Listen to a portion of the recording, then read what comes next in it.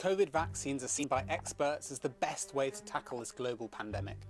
All the vaccines must meet a high standard of safety and effectiveness and go through rigorous trials before they're approved for use. But misleading or false claims about them keep spreading.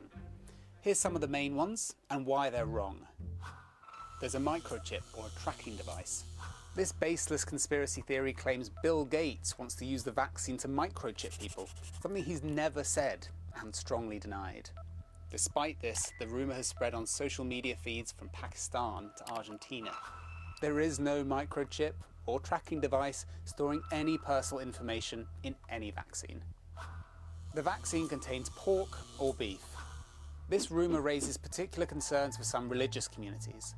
The Pfizer, Moderna and Oxford AstraZeneca vaccines contain no animal products. It's true that pork gelatin has been used to stabilise other vaccines when in storage, but not these ones. The vaccine will change my DNA. This is not backed up by any science. Vaccines train your immune system to produce antibodies to fight viruses. To do this, some vaccines, like the Pfizer one, use a fragment of the virus's genetic material to teach the body to recognise and protect against the virus in the future. But this does nothing to the DNA of the human cell. The vaccine contains aborted fetus cells. Scientists say there are no fetal cells in any of the vaccines.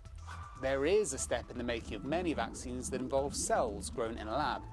This technique was first developed in the 1960s and uses cloned cells from a legally aborted fetus, which would otherwise have been destroyed. Oxford AstraZeneca developed their COVID vaccine with this widely used technique, and the UK regulator told us that no fetal material ends up in the final vaccine. It's all removed in the manufacturing process. The vaccines can make women infertile. None of the data studied so far indicates any harmful effect on fertility. The UK's Royal College of Obstetricians and Gynecologists says there is no biologically plausible way for the current vaccines to cause any impact on women's fertility. Even after trials are done and vaccines are approved, their effects are continually studied.